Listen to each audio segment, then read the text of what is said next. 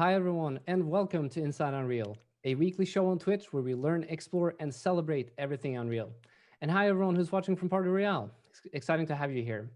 This is our annual Year in Review live stream where we look at the exciting happenings in the last year in the Unreal Engine and Epic Games communities.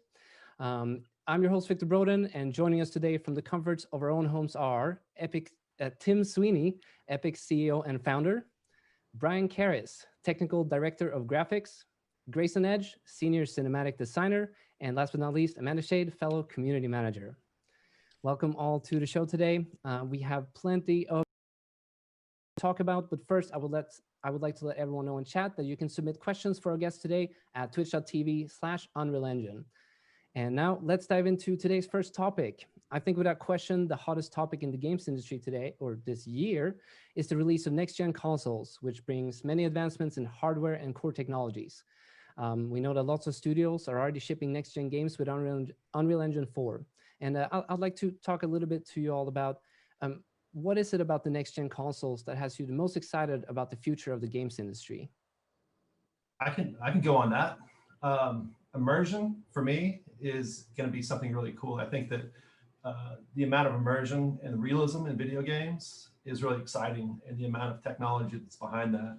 I think that, when I was younger, there was a lot of things I wanted to see with video games, and I feel like we're now just getting into that area where it's just becomes very realistic and very immersive and very cool. So I think there's a lot of really exciting stuff for the player, but I also think for creatives, I think there's a lot of great stuff as well.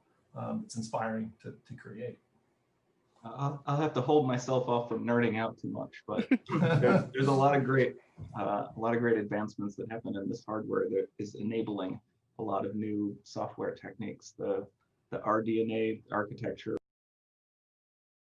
for the GPUs for these new consoles is great. The amount of power is just as far as the pure like teraflops that these things can push out is a very big step from what we had before. The fact that we've got some real like full powered CPU cores opens up a lot of possibilities from the gameplay code perspective. It'll be a lot less trouble for us to ship games that would have been fine on a PC but would have struggled on a console. Now that we've got real CPU cores that would be similar to what you have on the PC, making something that can work across both is going to be a lot less difficult. And then of course the other major change is the SSD hard drives and the IO infrastructure supporting them. Like being able to stream with the extremely low latency and high bandwidth off of those drives enables, the obvious things of less load times, which really helps gameplay. Just as a gamer, being able to die and then reload immediately. That's pretty cool. Not having to wallow in your so much better. But it also enables things that aren't just that sort of like typical like load screen, how long is my load screen, but it enables us to be able to move things in and out of RAM very quickly and a lot. So like what used to be such a critical component, which is how much RAM did the machine have, is still important. How much working RAM you have, it still matters, but it matters a lot less if you can cycle things in and out of RAM from the drive. It just enables a lot bigger worlds, richer, more vibrant worlds, because there's a lot more data that can be there, and we can move it in and out really fast. Yeah, it's the immersion stuff that really gets me excited. The technologies you're talking about, that's the stuff that's enables that. All that enables the immersion. Like that's the sort of foundational atomic blocks that enable that sort of immersive thing. Yeah, it's really cool. And here at Epic, what did we do to get ready for all of this in terms of preparing Unreal Engine for next gen? Well, we've been preparing for a while. There is evolutionary jumps that happen. Like we've been working on a virtual texturing system in the past that can support like really large resolution textures, and we can get that having the low latency, high bandwidth SSD drives is something that supports that. But then we also for UE5 decided to invest in a number of technologies that are really only possible with the next generation hardware.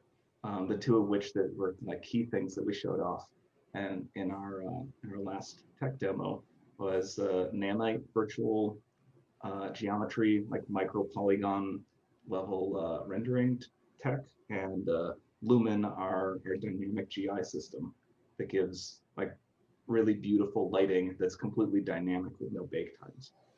Those two technologies together are really kind of this like perfect recipe for enabling these new experiences and visuals that are like far beyond what we could have even like imagined possible with the previous set of techniques.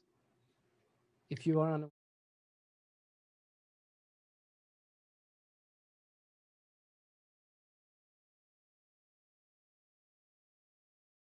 So excited.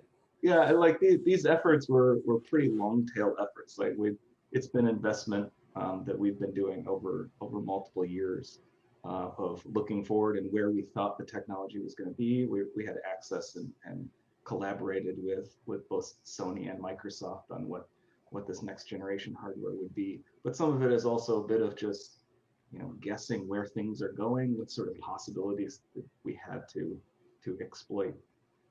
And try to get our foothold in there early. Yeah, there's been some amazing wizardry in this generation on the code side, but content is also a really important consideration. Unreal Engine 5 can render 100 million polygon geometry, but that doesn't mean an artist can just sit down and create one over the course of an afternoon or a week, right? So Epic's done a huge amount of investment in next generation content pipelines and building content libraries, like with the Quixel Megascans library, bringing Quixel into the Epic family and making all of the content available to Unreal Engine developers, so you can, like we did with the Nanite demo, just bring in all of that content that's been scanned from the real world and then adjust it and tweak it to meet your needs and build entire environments without having to build every piece by yourself. That stuff's really, really exciting. Yeah, it's an incredible data set. The quality of those assets is really high. I remember some years ago when I was first talking with artists about photogrammetry, where there was initially a fear of, oh, you're going to make our jobs obsolete. And in fact, it's quite the opposite. It's like, really, we're just getting rid of some of the boring tasks. Like how much creative effort is it going to go into making just like a boulder? Really, your creative output is really about what you use that thing for and to make something interesting out of it, not the amount of hours that go into just like replicating some real world object. That's right. It's really quite astonishing. And for anybody on the stream who hasn't seen it, Google Quixel, Quixel, and just check out the massive library of scans of assets all around the world at movie quality resolution that's now possible to render in real time. Yeah, and they keep adding more. Really incredible seeing all the work they're doing. Using real world scans, in fact, so they're actual real world items. We're going to go back a little bit to talk about Unreal Engine 5 in just a bit.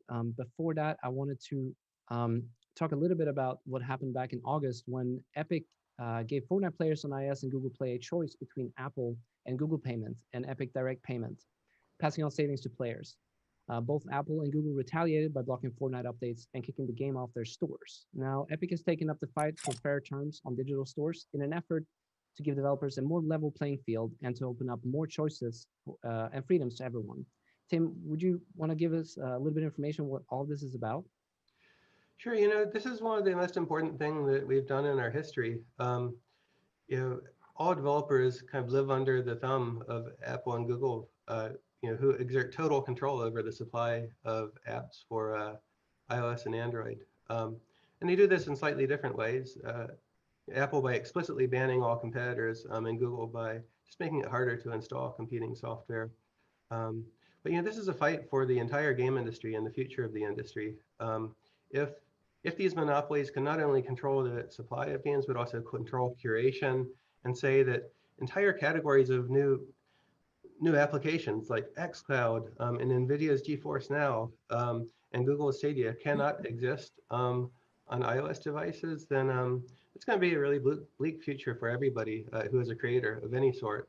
So we decided to fight this. And you might have heard of the code name that was leaked at some point. It was called Project Liberty internally. And our aim is to really change the status quo and open up the app stores on mobile platforms so that all developers have an equal chance. And every component of the ecosystem, from payments to stores to engines and friend services and everything else, can compete freely, resulting in better deals for developers and better deals for consumers as well.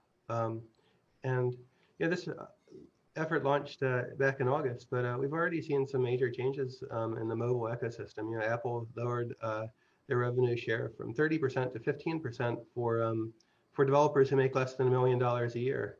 That's really interesting because it means that that's about 98% of developers benefit from that, but only about 5% of purchases are made from the games built by these small developers. And so it really doesn't help consumers at all, and it doesn't do anything to restore competitive pricing that would exist if these 30% taxes weren't being collected. And so this is an ongoing fight. The cases will go on.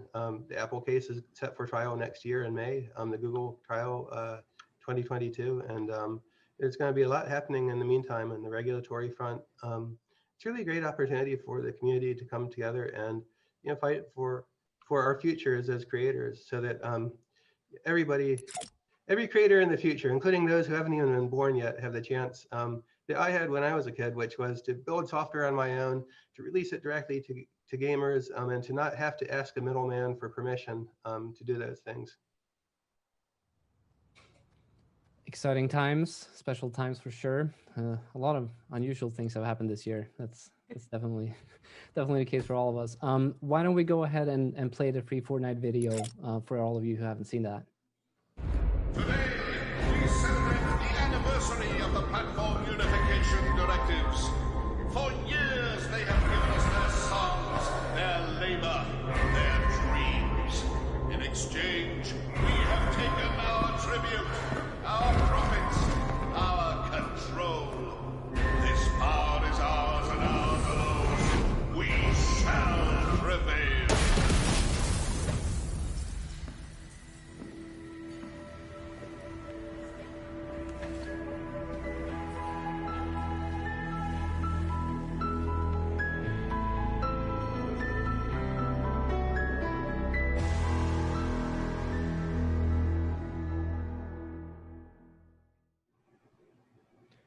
Interesting references there.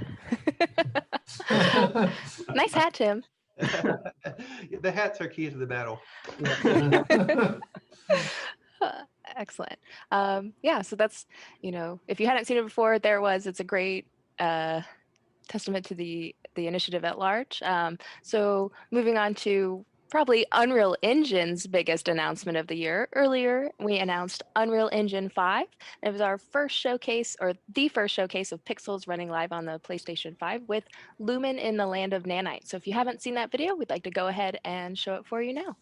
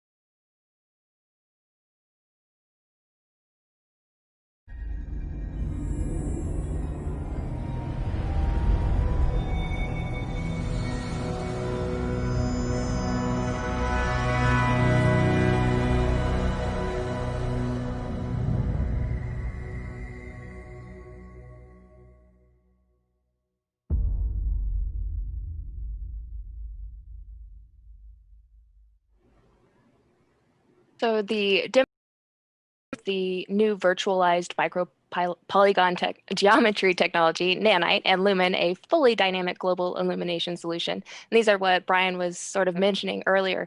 Would you kind of dive into that a little more and actually the impact that'll have on developers in this next generation?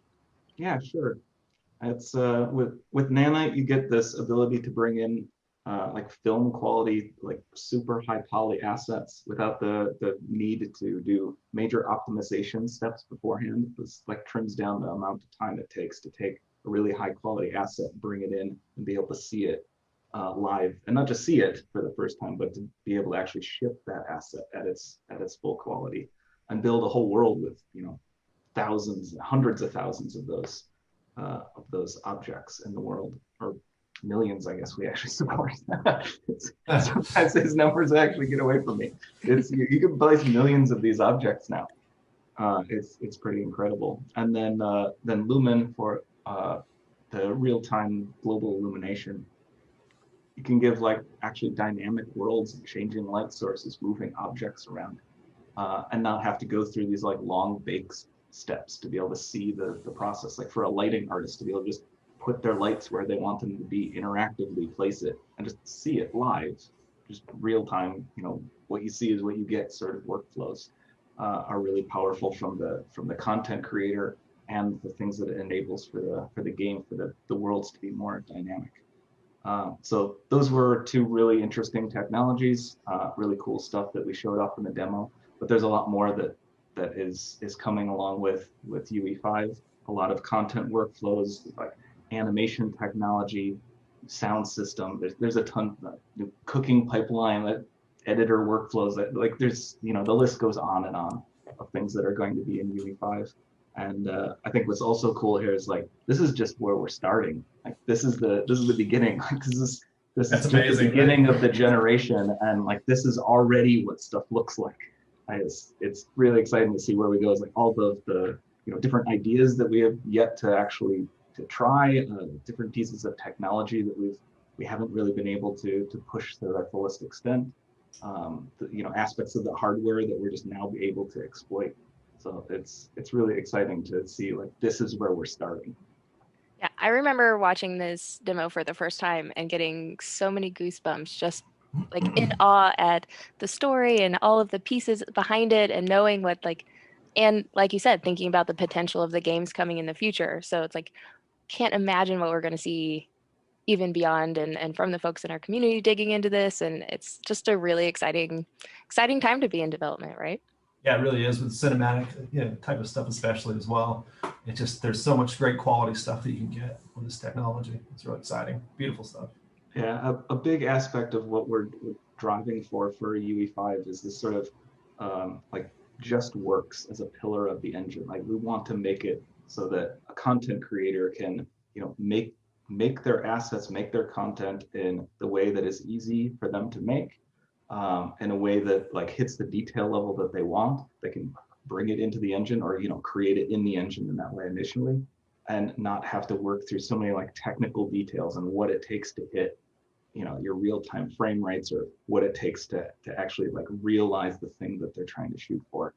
Try to like minimize that gap between what they imagined or what was easy for them to create and what they could ship, and like shrink that gap down to as small, or if nothing at all, as possible, so they could just, you know, create the thing and ship the thing. And for those that are super excited to get their hands on these tools, you know, we'll be going into preview in early 2021. This will be the time to try them out. We'll be trying to gather as much feedback as possible so that we can really make a solid launch, which we're aiming for at the end of 2021. Also, in line with our UE5 announcements, we did revise our royalty system, you know, to requesting only 5% once $1 million is earned. Tim, would you give some feedback on like what inspired us to make this change? It's a pretty significant jump from our old system. Yeah, it was a funny process. Somebody suggested Epic exempt the first $100,000 of revenue from royalties on Twitter, just because of the difficulty of being an indie developer and getting a game off the ground. So like I brought that into a meeting, and the team talked about it. And Dan Vogel, who's extraordinary engineer and very analytic, said, "Why only $100,000?"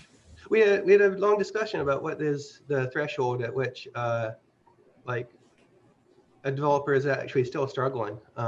If you're one person, $1 million is a lot, but if you're a team of 10 or 15 people working for a year or two, then it might not be a lot at all. And so we settled on that number eventually. And guess what? It's being validated because Apple now changed their terms to give these sub-$1 million indie developers a special deal as well. And so I think this is a great deal and kind of a great direction in the industry to acknowledge that there's challenges of companies launching their businesses and to really support them this way.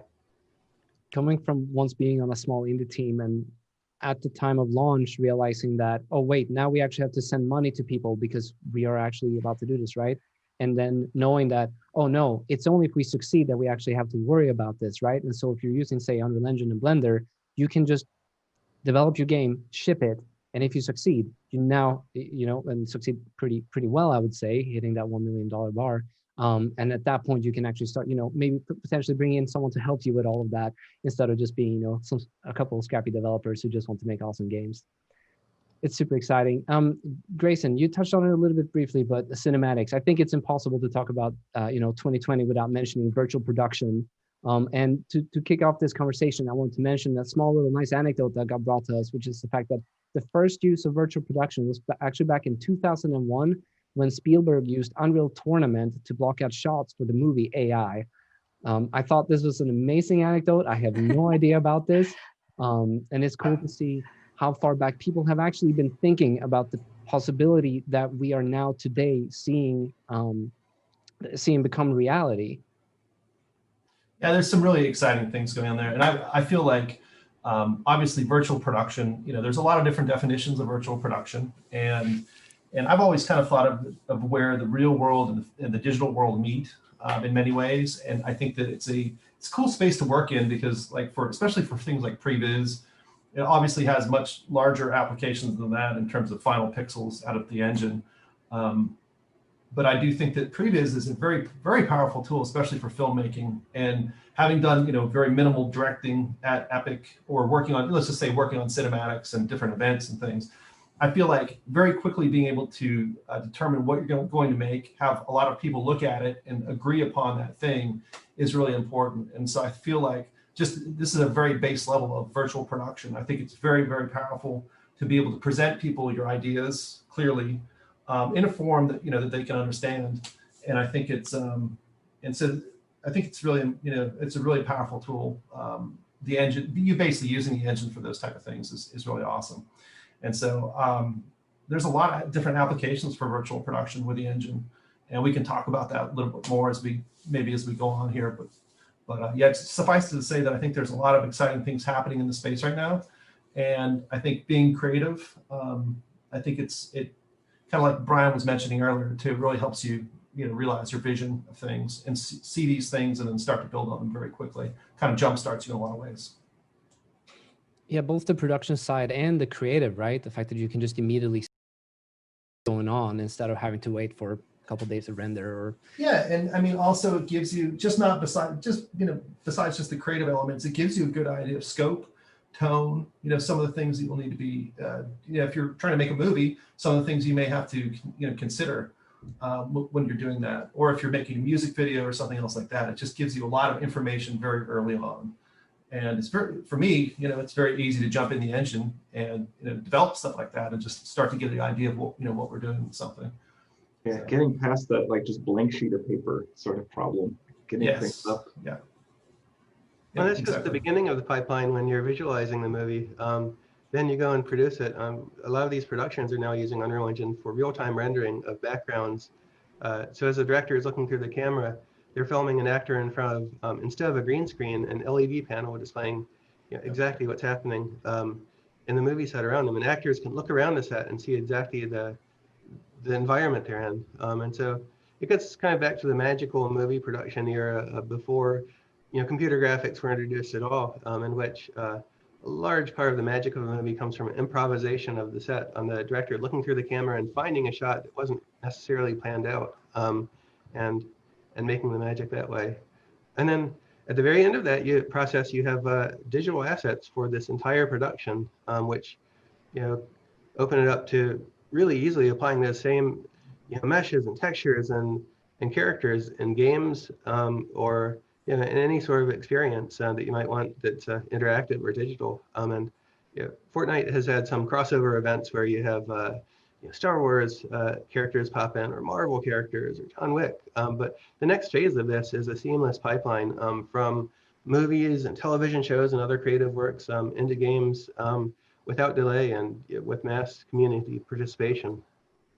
Yeah, it's really cool. And to talk a little bit about the immersion too, and you mentioned this, Tim, is that, as an actor or even as a director, you can jump in so you make this in virtual environment. In some cases, you make your set, or you make, the thing that you're trying to shoot, and you can put on a, VR headset, or you can use an augmented reality device, or an AR headset, and you can look around, and so you can give direction in a virtual space, either, on the stage that you're capturing the data in, or you can do it remotely as well.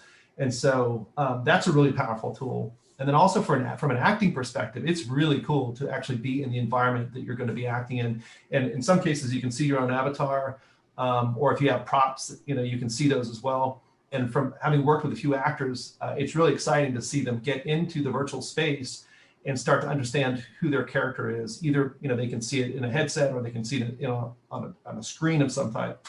But it really starts to help you get into character. And so, interestingly enough, that process makes a lot of acting emergent, and we get a lot of really creative, great stuff out of being those characters, being in that world that we didn't ever have planned, which is just kind of a lot of fun to watch happen. Yeah, and the same is true for those LED wall stages.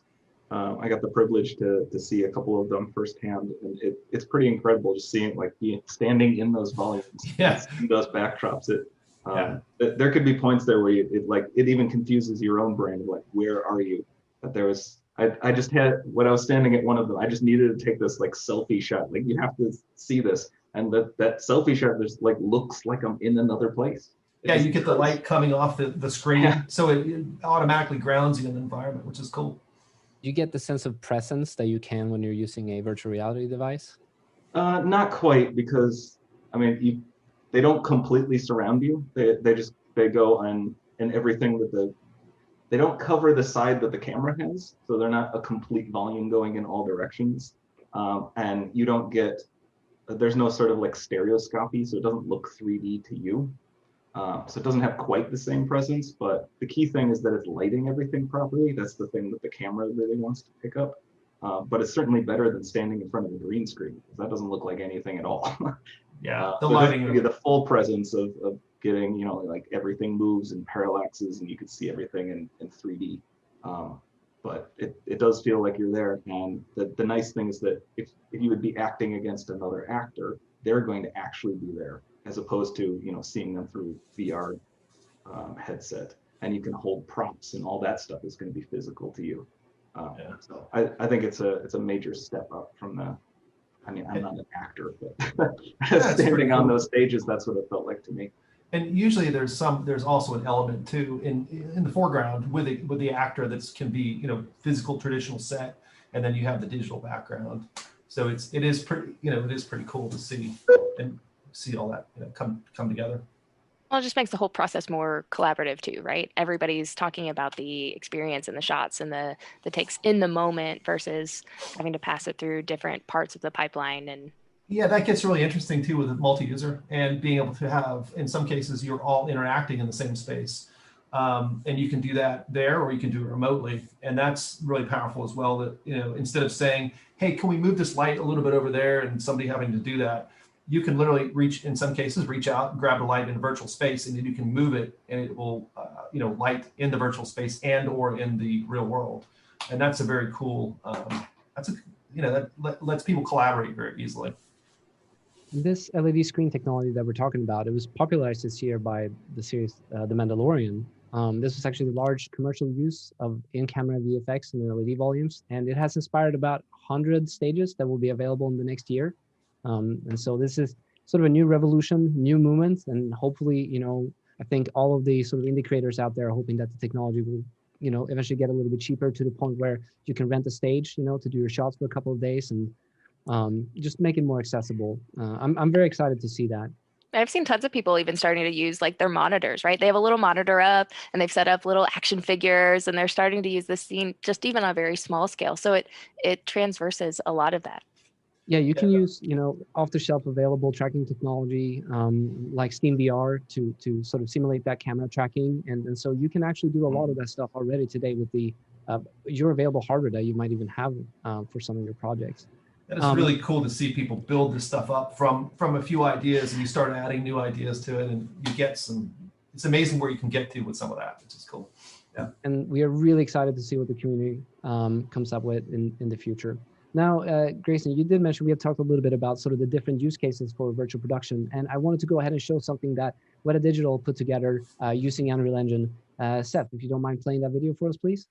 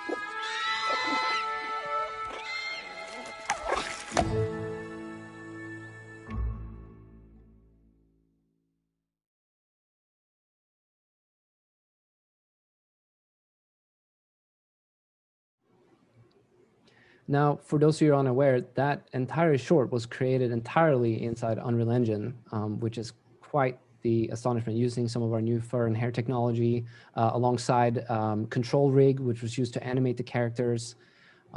Yeah, big ups to Weta Digital and everyone at Epic who helped make this a reality. On that note of sort of, creating virtual production content or linear media as well as interactive, we also this year released something called the LiveLink Face app, which allows you to use an iPhone to capture facial animation technology, and you can either capture that for playback later or use it directly in real time in the engine. We actually did see a really fun and interesting quick thing that happened. Oh, I should mention the complete demo project, Meerkat, is available on the marketplace for you to download for use with Unreal Engine 426. Go check it out. It's super cool. That's one of our evangelists. Yeah, go ahead, Amanda. And I was just saying, we've seen so many cool community creations. Like some people have started, you've seen the Meerkat or the video Meerkat from the Meerkat's perspective. So he's like running and hiding from the eagle, or evangelist actually made the Meerkat into a little talk show. So you see him sitting there behind the desk. He's got a little screen, so he's hosting a show. And yeah, that was actually using LiveLink Face app, which it's really cool to see the various ways these technologies can kind of come together to make even more unique setups. Yeah, the immediacy of that is really cool too. In terms of, in the past, long time ago, we used to have to, we have to wait to get this facial stuff on a character, but now just seeing it immediately, you get a great read, you can get an idea of emotions, and you can change direction if you need to. But it's a very powerful tool for seeing things right up front, which is cool. If you're excited about this technology, we're going to go ahead and link some docs in chat for y'all. You can go ahead and it's all available right now. Make sure to pop that out. Let's see. There's also been the use case of virtual production inside Fortnite. Does any of you want to talk a little bit about that? Sure, I can talk a little bit about that. I think that we use virtual production almost daily now for parts of Fortnite, whether we're developing events or we're developing cinematics. And we've got a process down that we can jump out to our mocap stage, but do it remotely, virtually. So we all join kind of the same way we're joining through Zoom. And we can also connect through the engine, and we can see the virtual space together, and we can make changes to that space, and we can work collaboratively. And so we do this, like I said, we do that pretty often, and I find it to be really helpful in developing ideas quickly. And sometimes, traditionally you'll use mocap, or a lot of times you'll use mocap to create a final product. But a lot of times what we'll do is just explore ideas, and kind of like we were talking about earlier, where we can have an actor become an avatar, and you can see their their face moving. And so we may come into a Fortnite sketch or a cinematic with a certain idea, and that can change very quickly based on we see something that we like a lot more and a lot better. And so overall, the virtual production tools that we have at the studio allow us to work much more quickly and to be more creative than we've ever been able to do in the past. And I think that we're always developing that technology more for our own teams internally, but also working with outside partners to basically to learn a lot of different parts of things that they're doing, and we want to help them and they want to help us, because it's a bit of a collaborative effort on that stuff. So yeah. Unreal Build virtual production, we actually got to see a few ways different people were using virtual production in their own projects, whether it's from the award-winning director Robert Zemeckis, or how creative director Andrew Jones was using it in The Mandalorian, to a number of other creators that are using these pipelines. So if you haven't seen it, we definitely recommend go watch those videos. We have them all on YouTube, and it's really fascinating to see how everybody's using it in their own unique way and how it's elevating their pipelines. And if you'd like to get started yourself, make sure that you go ahead and check out the virtual production primer that we released. All right, I think it's time to move on. Goes without saying that another big initiative that we actually launched, the initial one was launched over 2 years ago, but last year at GDC 2019, we announced a new version of Epic Mega Grants, which is a $100 million fund that exists for different creators around the world. It launched in 2019, and we have at time of today, we have almost handed out nearly 1,000 talented teams have received grants from the Epic Mega Grant Fund. Tim, would you like to comment a little bit about it? Oh, sure. This is just a way of helping developers who have made some progress but need a boost. With funding. Often funding makes the difference between being able to build and expand a team, or get marketing assistance for a game launch, or you feel some critical need, or just kind of going on without really having a chance to succeed. And so this has been the biggest year for Epic Mega Grants by far, with a much larger dollar amount and a number of grants issued this year than in any past year. I think this was an interesting time, because Unreal Engine usage has exploded, both in game development and in all of these other industries. And usage has expanded in academia. So we've been funding a lot of academic projects, of all different sorts. Some at the PhD level and some at the introductory level. This will continue, and it's a great way for Epic to reinvest back into the community. And there's a really big team within Epic supporting it. But there's a dedicated team to Mega Grants as a program, but then a lot of people at Epic who are specialized in any one area will be reviewing individual grant applications, given their expertise, and considering each one. And it's a very rigorous process. We go through a huge number of applications and really make sure that everybody receives a fair decision. Yeah, make sure you apply. We want to see as many of you as possible sending in and seeing what you're working on. There's nothing that is, don't feel like it should be a pressure. We want to see your applications. We want to see what you're working on, and we will be happy to review all of them. So we've actually supported a lot of open source projects, even Blender or other game engines like Godot. I was actually curious why you feel it's so important for Epic to invest in these open source technologies, even beyond sort of our own space and our own tools. Well, the whole industry relies not just on like one piece of software, but an entire ecosystem of components. In a lot of areas, some of the leading work in the industry is open source. With some of the like subdivision surface work that's been done recently, the leading library is open source entirely. There's now a world-class polygon modeling tool called Blender, which is increasingly used it's been used by indies for a long time, but pros are increasingly adopting it too, because it's trying to make faster progress than 3D Studio Max and Maya. So everywhere we can help, that's just something we're eager to assist with. And even Godot, the open source 3D engine that I guess you could say it's a competitor to Unreal, but it's a permissively licensed engine with an incredible set of capabilities. We're really happy to grant them a major mega grant, which will provide a significant amount of funding. And I think there will be many, many more in all aspects of the open source community that is in any way related to the 3D content or digital ecosystems area. Which will ultimately lead to better games, better movies, better projects, better everything, right? And so it's very exciting to see. Moving on, I did want to talk a little bit about the Unreal Marketplace. For those of you who are unaware, it exists in the Epic Games Launcher. It is a place for creators to sell their content, as well as for Epic to provide a lot of content for free. This year, as well as previous year, we released numerous amount of free assets every month, as well as perpetual free assets. And now to let you know, you're available to use these for free inside your games, inside your movies, inside your shorts, novels, whatever it is you want to use Unreal Engine to create. Amanda, do you want to mention some of the things we did this year? Yeah, sure. So in addition to the 5 monthly packs and the permanent free content, we have over 80 permanently free items as part of our permanently free content initiative. We've also released an automotive, bridge, and beach scene.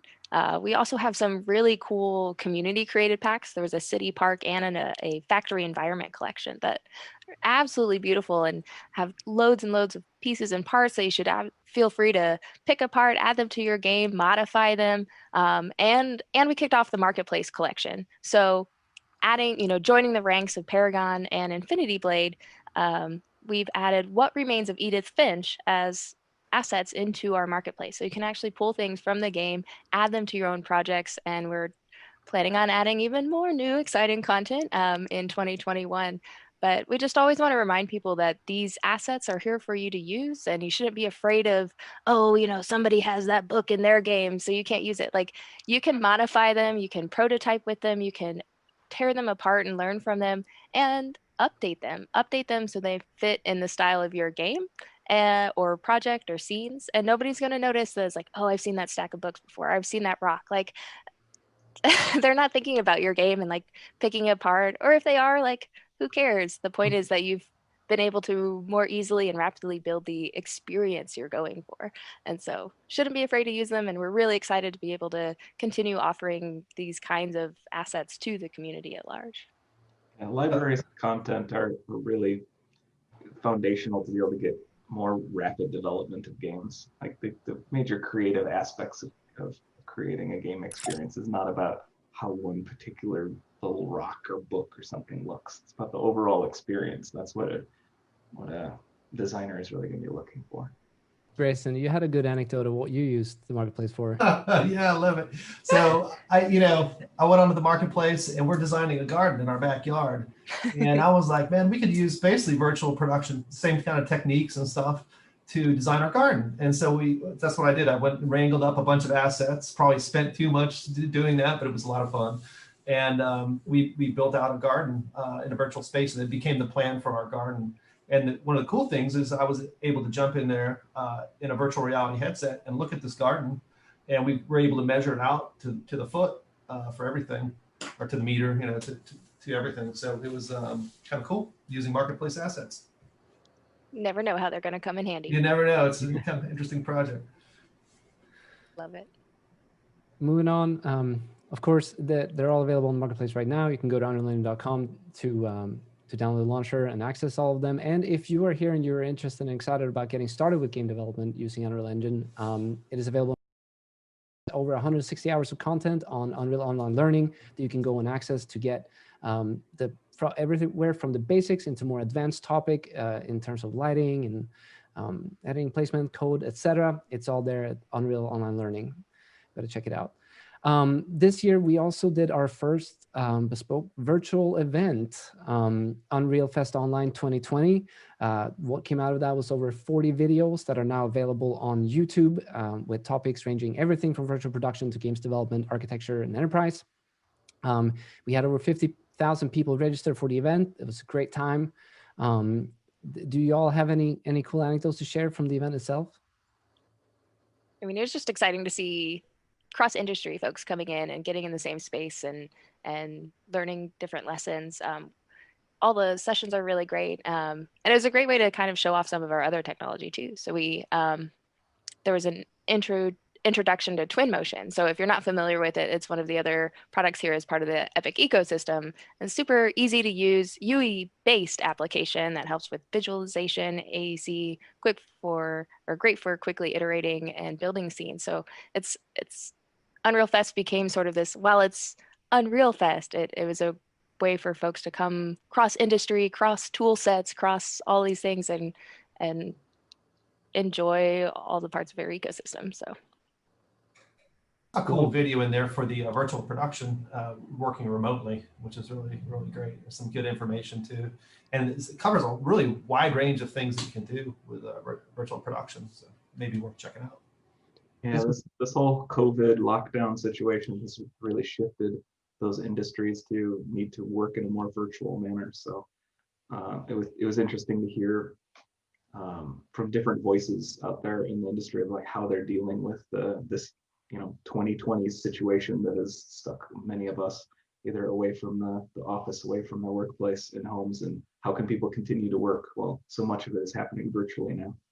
And tools like this are enabling that to happen in a way that like either wasn't really the traditional way of working or is now just like a core requirement.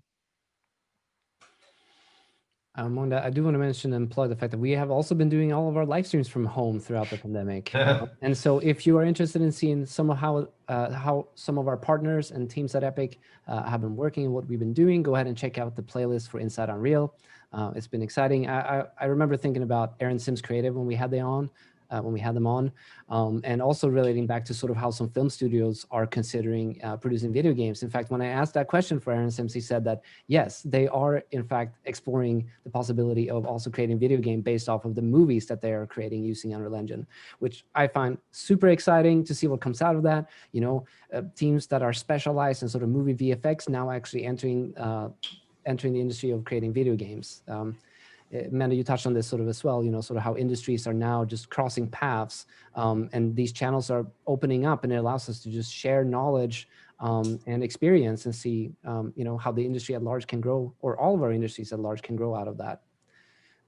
Super exciting. I do want to go ahead and play at Unreal Fest Online 2020. We debuted the Unreal for All Creators video, which is a really cool masterpiece. We also had them on the live stream talking about how it was produced. Can we please play the video?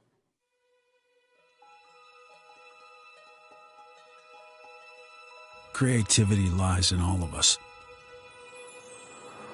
It's what makes us human.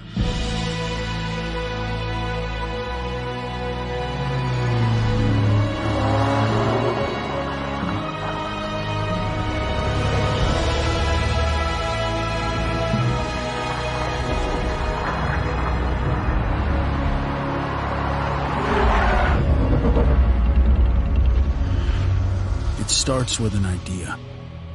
The desire to create,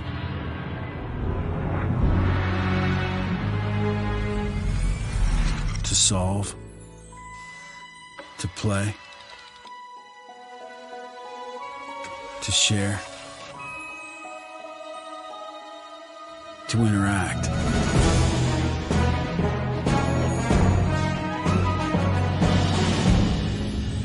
Together we can build new worlds.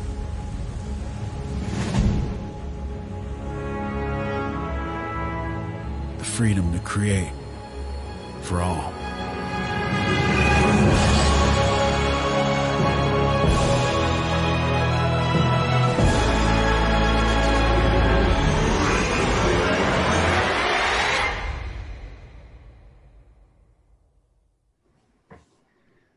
beautiful little short promotional piece. If you are Stunning. curious how it was developed, you can go ahead and check out the live stream we did with some of the creators. We also did an asset release for the project that was used in production for the Unreal for All Creators video. Yeah, so if you go to unrealengine.com/creators, you'll be able to find those assets. Awesome plug. Now, we also want to talk a little bit about the Epic Online Services. Tim, this is a big initiative for us. Would you like to mention what this is about? Yeah, sure. Our way of doing things at Epic is to build games and build new technology to support the games, and then open up everything to other developers to use themselves. And one of the real success stories of Fortnite is the friend system. There have been more than 350 million players coming into Fortnite, and they've made more than 2 billion friends in the system. And so we've opened up all of these systems to other developers to use, so that their customers can come in and you can have a cross-platform game where you have friends across all platforms. And when new players come in, if they've ever played Fortnite and have friends there, then they automatically have all of those friend relationships. Kind of providing the kind of functionality that's existed on Steam, Xbox Live, and PlayStation Network, but in a completely cross-platform way that plays really nicely with the consoles and their existing systems. And so, that and a whole lot of other services are now available for free to all developers to use in their game. And we're making this free because we find that the benefit of having additional games adopt this and bring in their players and their friends, growing the social graph benefits all gamers and all game developers, including ourselves, so much that we felt we would grow it faster and everybody would benefit more if we didn't charge money for it. And so, the Epic Online Services Initiative is available to all developers to adopt for free, and lots of really interesting new features will be coming online over time. Anything that you've seen in Fortnite is likely coming to EOS, over the next year. The developer portal is available now. You can go ahead and download the SDK and implement it in your game. I have also seen a community-made plugin that exposes the entire API into blueprints, if that's your preferred way of working with Unreal Engine. It exists on the UE Marketplace. We wouldn't be able to do this year in review live stream without making sure that we do a little bit of a shout out to all of the other teams that are working with Epic. Make sure that we go ahead and mention Cubic Motion, 3Lateral, as well as Quixel. The UE5 demo would not have been possible without Quixel. So make sure we all in chat, please give a big shout out to the other teams that are working with us. Yay. A little clap there. And now I think it's time to talk a little bit about the future. Oh, sure. We've talked about a lot of the future already with Unreal Engine 5, but Epic has been building 2 sets of developer tools for a long time. One has been the Unreal Engine, which AAA game developers use to produce world-class games that are completely standalone. And the other tool set is Fortnite Creative, where tens or hundreds of millions of creators have gone in and built their own environments or played environments built by other creators themselves. And that's starting to turn Fortnite into something bigger than the game. An entire world that is much bigger than Epic's vision or capacity to build. A world that's everybody's, all of ours together. And we envision a future where there are a huge variety of experiences in Fortnite, all created by the community. And one of the things that's been in the works for a while now is we've been looking at how to help these worlds come together. And so I want to introduce 2 longtime Epic folks, Carlos Coelho and Zach Parrish, to come on the stream and show us and talk about some of the efforts that the Fortnite team has been working on. You guys. Hey everyone. So thanks, Tim. Let me just start by saying a couple quick things. Like, here on the Fortnite team, we use the Unreal Engine and the Unreal Editor to build a game. Today, we're going to give you an early preview of our efforts to share those tools with all Fortnite creators. Think of this as an extension of the existing creative toolset and not a replacement. And then another thing to think about is that this is an early look, and it's very early, so please bear with any rough edges. But we're super excited to show you. And I'm also super excited to be joined by Zach Parrish, who's going to be showing us some of the awesome things you can build with the Unreal Editor.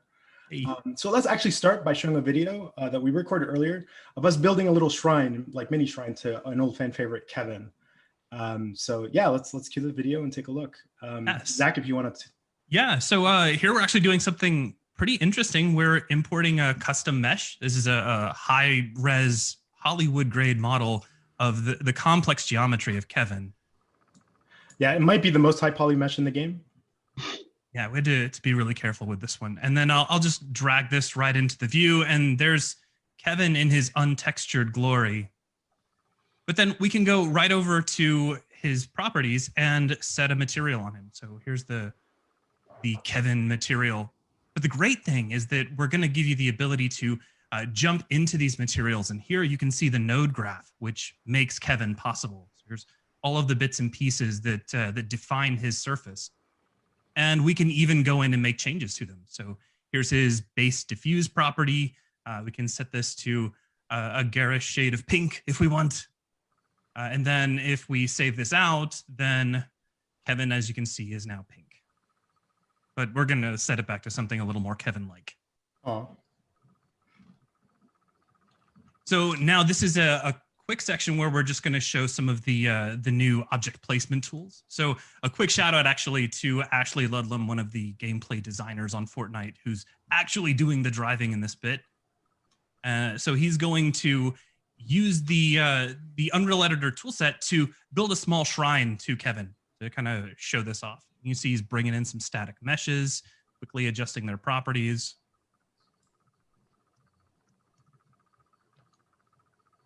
And these are the same tools that our developers actually use to put the game itself together. So our goal is to give you the same kind of power, the same tool set that we use to bring Fortnite to you season after season. Yeah, absolutely. Like really as one-to-one as possible from normal Unreal Engine workflows. It'll take us a while to get there, but we're super excited for this.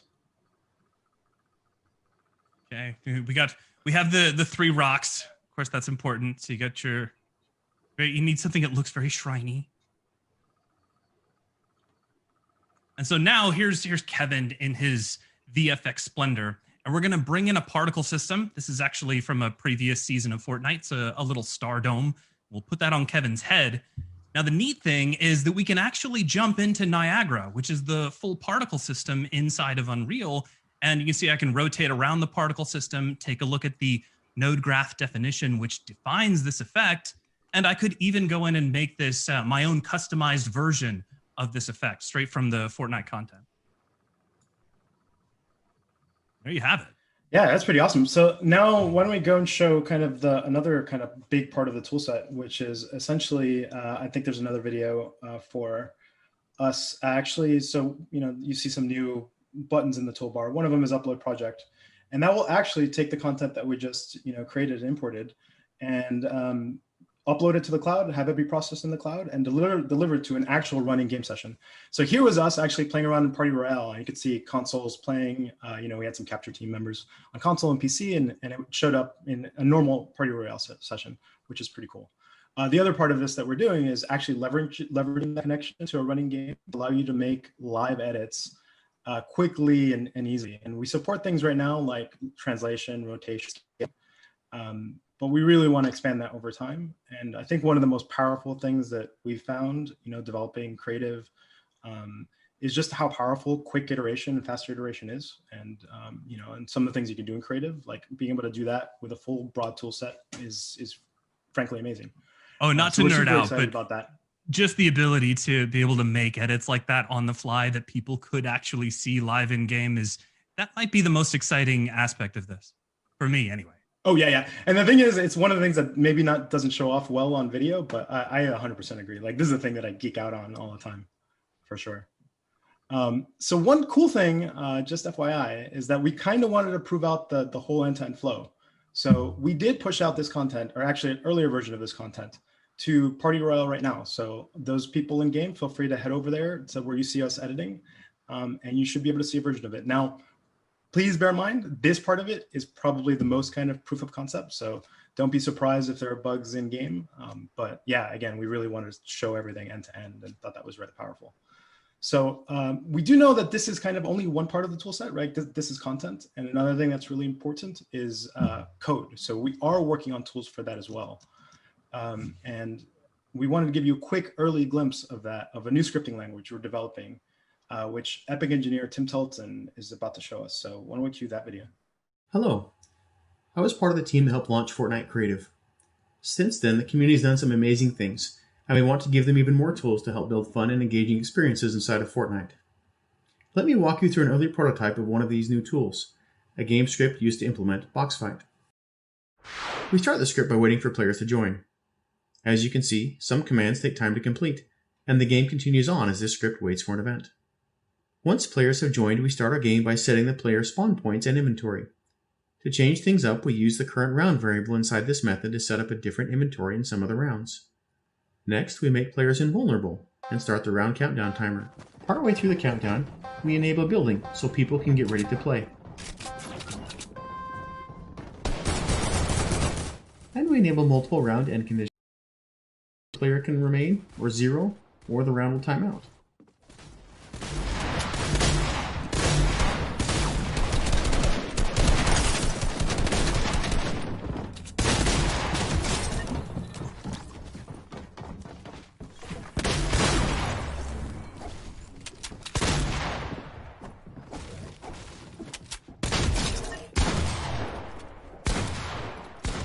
Returning to our game script, once the end conditions are met, we display a round end message.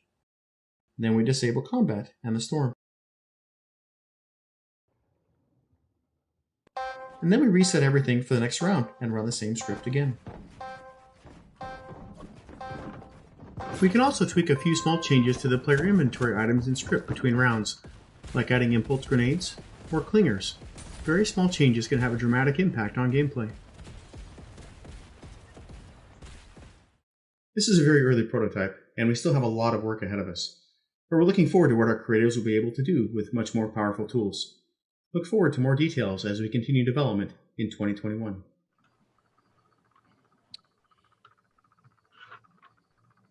Awesome. Well, we're super excited to bring this to community. In terms of time frame, we're not sure. Probably sometime in 2021. And just like we're seeing here, I think we'll want to iterate with the community and kind of get something out early as we can. But we'll see. We'll take things one step at a time. And the goal here is really to bring in more of the Unreal Engine authorship tools that we use here at Epic. I mean, obviously, you can already place objects in your Fortnite creative scenes. A lot of those types of things like move, rotate, scale, those have been there. Yep. But we want to give you access to your particle authoring tools or your material editor and things that we use to bring the game to life so that you can start making even more customized experiences yourself.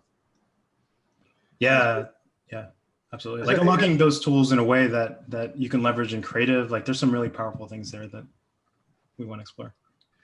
Yeah, it's really awesome work. Congratulations, folks. And this is an early peek at something that's in development, but it's the first step into a larger world in which the world of Fortnite Creative and the world of the Unreal Engine and the full set of tools that AAA developers use to build major console games converge to give creators even more power in the future. And these are two worlds that will coexist side by side, with the Fortnite Creative mode existing on every platform and every control scheme, and some of these advanced tools running on PCs, for high-end developers. And it's going to be the interplay between creators using Fortnite Creative and developers using the tool set working together that's going to create a lot of really interesting interactions.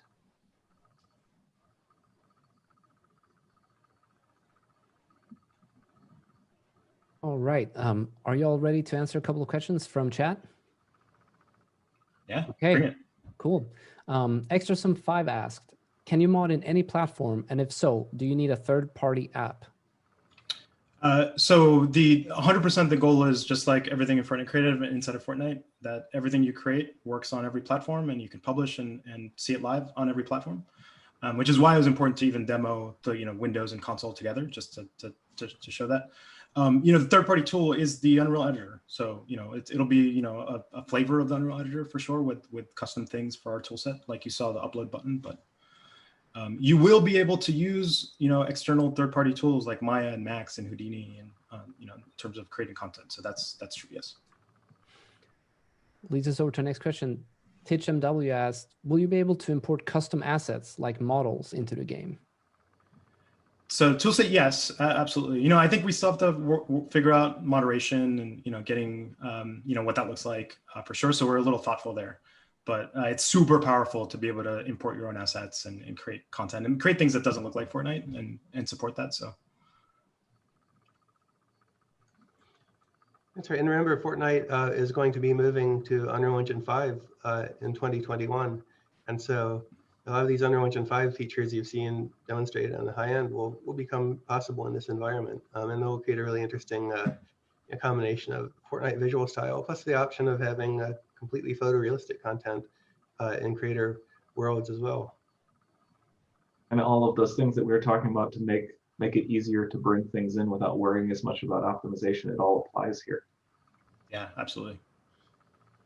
Absolutely. I think, that is one of the things that we're kind of working through. It's like taking some of those tool sets and workflows and figuring out the best manifestation of that for the tool set, without sacrificing the tools and the power, but, figuring out how to automatically optimize. Like those are all things that we're kind of taking into account as we iterate through everything that we're going to be doing over the next 6 months to a year. Moving back to a couple of the questions we received earlier in the stream here in regards to UE5, Captain Gravyboat asked, which platforms will Nanite and Lumen support, and how will the tech scale to lower end platforms? So the next generation, I guess they're current generation consoles now, I guess we could call them, is definitely supported, as well as high-end PC.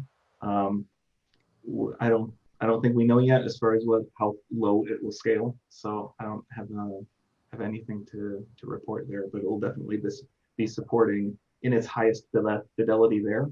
And then we're going to have technology to make it so that the assets that were imported for that quality level can be shipped across the full scale of platforms that UE5 supports. Right. So you build your high-end movie quality content once, and players will see that directly on these high-end devices, and then everywhere else it will be scaled down, but it will still work. Exactly. At a lower level of visual quality without the micro polygon geometry.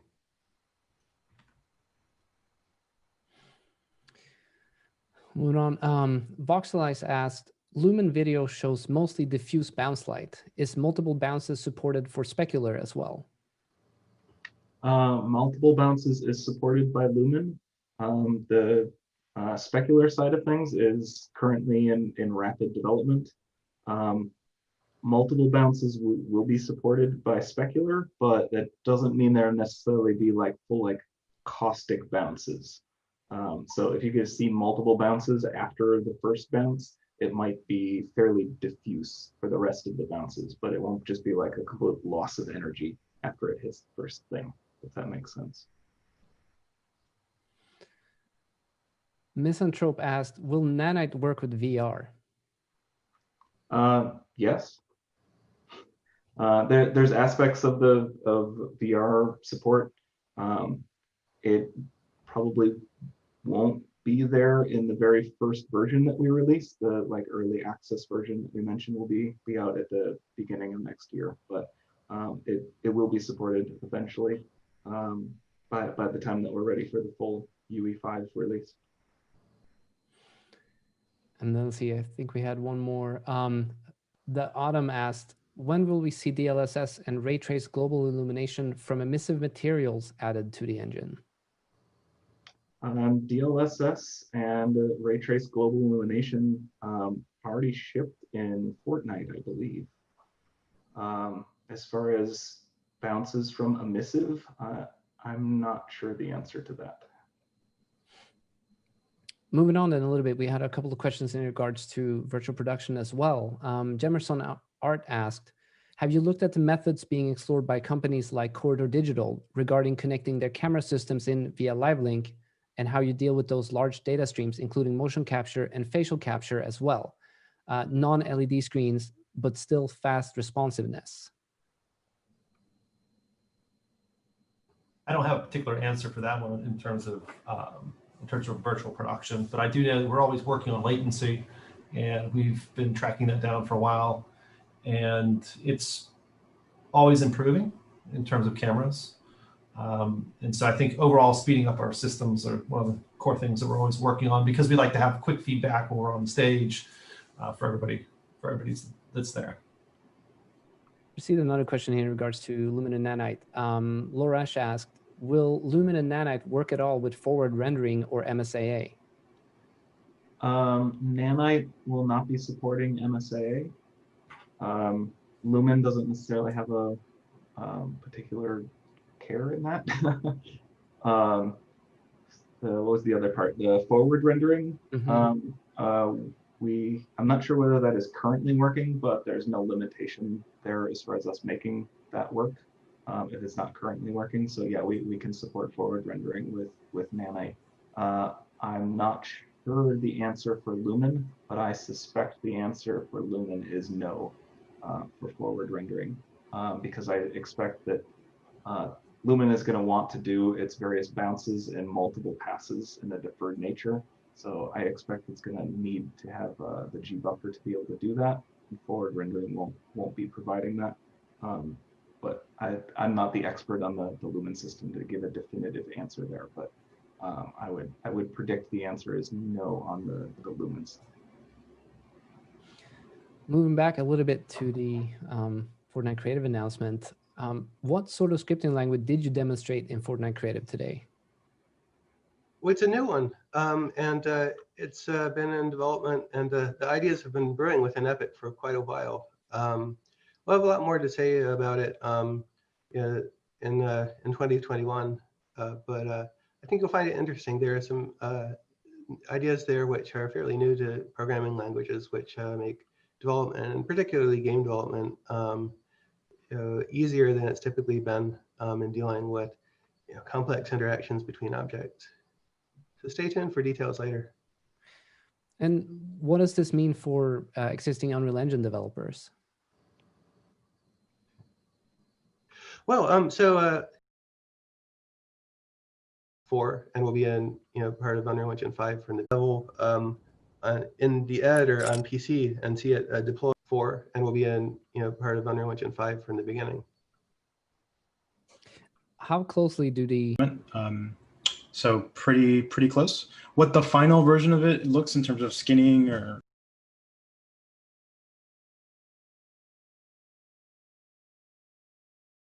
so on that note, if you are excited about the new Fortnite Creative tools, you can start using them, some of those tools already in Unreal Engine right now. You can go download 426. It's available in the launcher. See, moving back to some of our virtual production.